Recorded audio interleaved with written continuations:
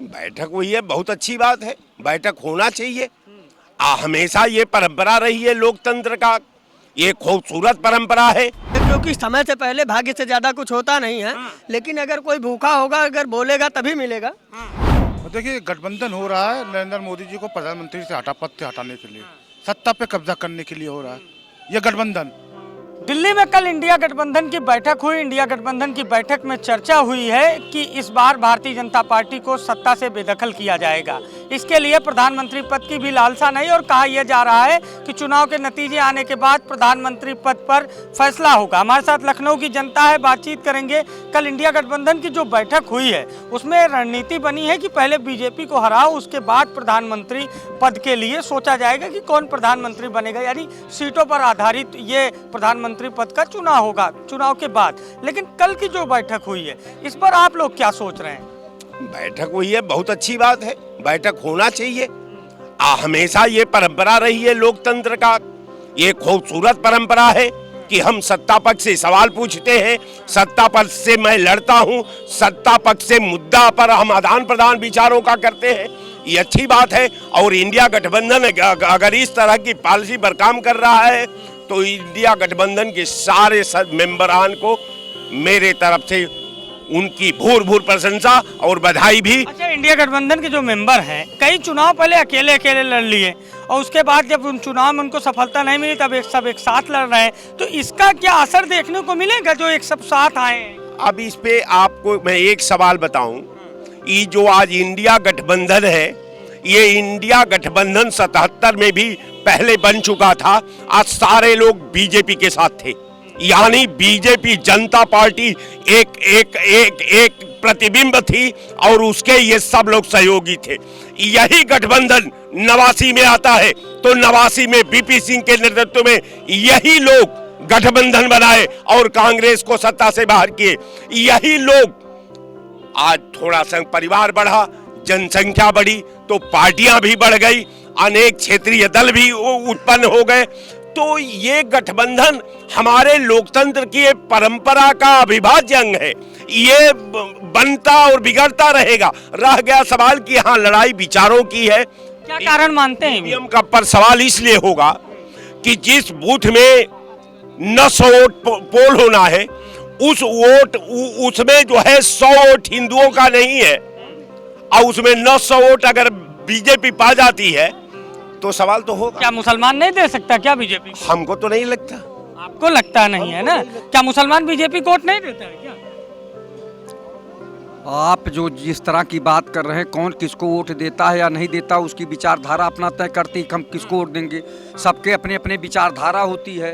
आप किसी को जबरदस्ती न वोट ले सकते हैं न दे सकते हैं। इस तरह से ये कह रहे हैं कि 900 वोट बीजेपी को मिल गए, तो क्या मुसलमान बीजेपी को नहीं देते? अगर किसी गांव में देखिए, अभी तक उत्तर प्रदेश की बात अगर कहें, हमारे बड़े भाई कोई गलत नहीं कर रहे हैं, सच्चाई और दिल की बात कर रहे हैं कि अभी भी मुसलमान 90% जो है समाजवादी या कांग्रेस की तरफ वोट करता है। समझे आप?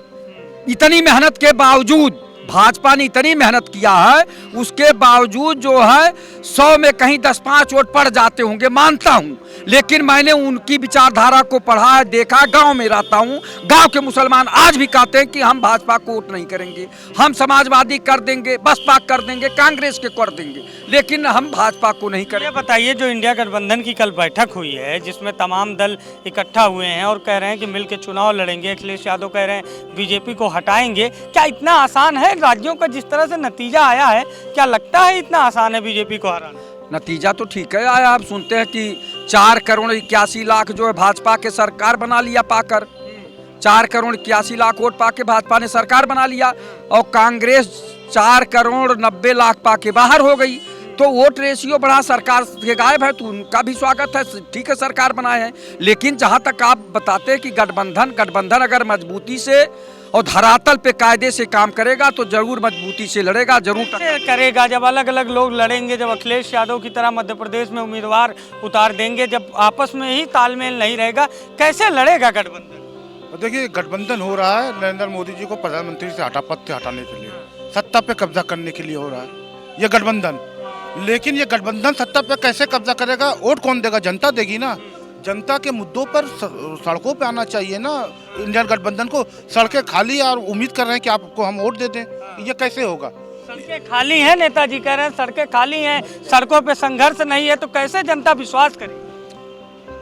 अब हमको एक बात समझ में नहीं आ रही है कि भारतीय जनता पार्टी ने कौन ऐसा संघर्ष कर दिया कि आज 10 साल से शासन कर रही है। एक इसका संघर्ष का नाम बता दीजिए। संघर्ष है भारतीय जनता पार्टी का विपक्ष में जो रोल था, अगर वो रोल कांग्रेस या और विपक्षी दल करता, जिस तरह सिलेंडर के दाम बढ़ते थे, स्मृति ईरानी रोड पे सड़कों पे आ जाती थी, वो नज़ारा भाजपा सत्ता में आने के बाद हम लोग नहीं देखे। सड़कों पर संघर्ष का मतलब इंडिया गठबंधन अभी अलायंस कर रहा है, टिकटों का बंटवारा कर रहा है। बीजेपी के प्रत्याशी बूथ स्तर पर मेहनत कर रहे हैं। हम कैसे बीजेपी को हरा देंगे? मेरा कैसे हरा देंगे, कैसे मुकाबला करेंगे बताइए? ऐसा है कि बीजेपी को हम कैसे हराएंगे, यहाँ यही बात मैं अखिलेश यादव के संदर्भ में सुना, यही बात मैं मायावती के संदर्भ में सुना, यही बात मैं वीपी सिंह के संदर्भ में सुना, यही बात मैं अटल जी के शाइनिंग इंडिया में सुना। समय सबका जवाब देता है। गठबंधन तो सबसे बड़ा उत्तर प्रदेश में सपा और बसपा का था ना। 50% से ज्यादा वोट हर लोकसभा में उनका जोड़ दिया जाए तो मिलता था, लेकिन लोकसभा में चित हो गए दोनों। आपको क्या लगता है कि गठबंधन मुकाबला नहीं कर पाएगा? मुझे लगता है गठबंधन तब तक मुकाबला नहीं कर पाएगा जब तक ये गठबंधन फाइनल करके और सड़कों पर और बूथ स्तर पर नहीं पहुंच पाएंगे। क्या लगता है, आप युवा हैं, आपसे भी जान लेते हैं, इनकी बातों से सहमत है या नेताजी की बातों से सहमत? नहीं, नेताजी ने, अध्यक्ष जी ने जो कहा वो बात को सही है, क्योंकि समय से पहले भाग्य से ज्यादा कुछ होता नहीं है। लेकिन अगर कोई भूखा होगा, अगर बोलेगा तभी मिलेगा। हाँ। तो भाग्य क्या घर में बैठे बैठे मिल जाएगा? ऐसा थोड़ी ना है। संघर्ष करने वाले, क्या आपको लग रहा है कि संघर्ष नहीं कर रहे हैं?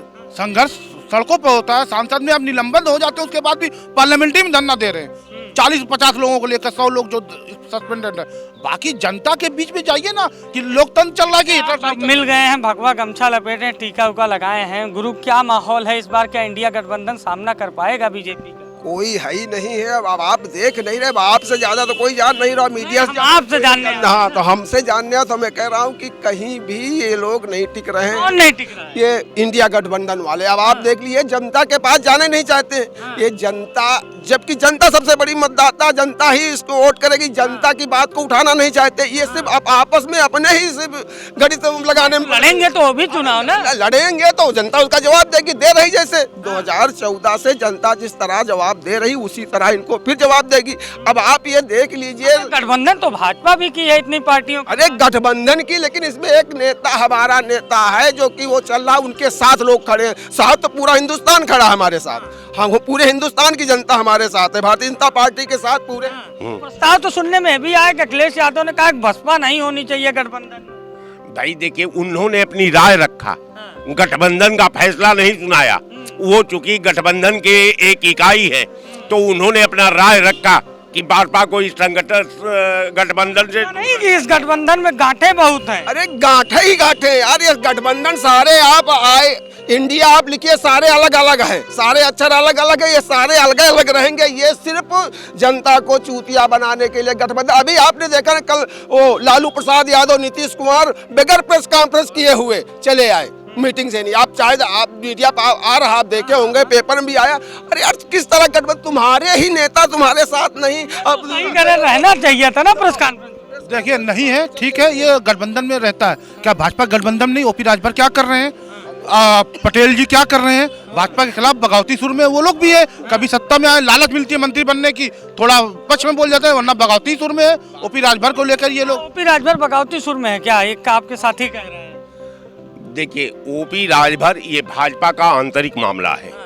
ओपी राजभर और भाजपा दोनों का वचनबद्धता, दोनों का चरित्र, दोनों का व्यवहार, दोनों का सामंजस्य जैसा, यही एक रूप, यही एक सीने पे पत्थर रख के अपने विचारों को दबा के ऐसा समझौता है क्या इंडिया में कि अपनी इच्छाओं पर, शांति सुख पर पत्थर रख दिया जाए और देश के लिए इकट्ठा हो दिया जाए, जो एक संदेश दिया जाए? किसी भी मिशन में अगर तमाम विचारधारा को जब आप समायोजन करते हैं, तो आप ये मान कर चलिए कि उसमें कहीं न कहीं हर आदमी को त्याग करना पड़ता है। किसी के गठबंधन में अगर 4 साथी हैं और अलग अलग आप चुनाव लड़ेंगे तो क्या कहा जाएगा, आप बताइए।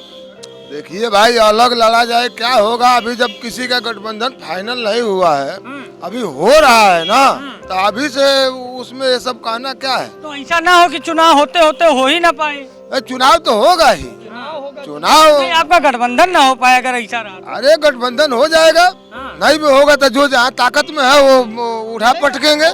लड़ेगा, उम्मीद है। उम्मीद है, बिल्कुल उम्मीद है, क्यों नहीं उम्मीद है। अगर जैसे राजस्थान छत्तीसगढ़ वाली आप लोग बात कर रहे हैं, मतलब 3 राज्यों से बाहर कर दिया गया, जैसे आप लोग ने ये मीडिया वायरल करती है क्या वायरल करते? कि वहाँ पे हार गए और आगे इंडिया गठबंधन तेलंगाना का वायरल नहीं हुआ था? एक मिनट बता रहे हो भी, तो 3 राज्य में हार गई, इंडिया गठबंधन नहीं कामयाबी कैसे पाएगी? क्यों नहीं पाएगी? आपको लग रहा है बीजेपी अगर 100% पाती है तो इन लोग को चाहिए कि 10-10 प्रत्याशी उतार के चुनाव लड़ा दे राजस्थान और छत्तीसगढ़ में। किसको चाहिए? माननीय मोदी जी को चाहिए 10-10 प्रत्याशी उतार दे। फाइनल कमेंट ले लेते हैं, इंडिया या एनडीए? मैं ये कहता हूँ, अगर बीजेपी में एक तो 70 साल बाद आई है, 70 तो वो रहेगा, लेकिन इस बार जाने के बाद उसके पहले एक लगा लेंगे, 170 साल बाद आएंगे वापसी। 170 साल तो जिंदा रह, शायद भाई साहब जिंदा रहेंगे। हम लोग तो 30-35 साल ही लोग अमरावती खा कर ये एक लाइन में जवाब चाहिए, इंडिया या एनडीए? इंडिया।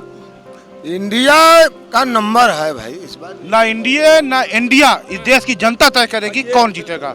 आप क्या पता, हमारा तो है ही है 2047 तक। हाथ में लड्डू है? हाँ बिल्कुल, क्या लगता है भैया, एनडीए या इंडिया? लुटवा दिए। ये जो है इंडिया जो ये बन रहा है, कुछ होना नहीं है, इंडिया ही चलेगा।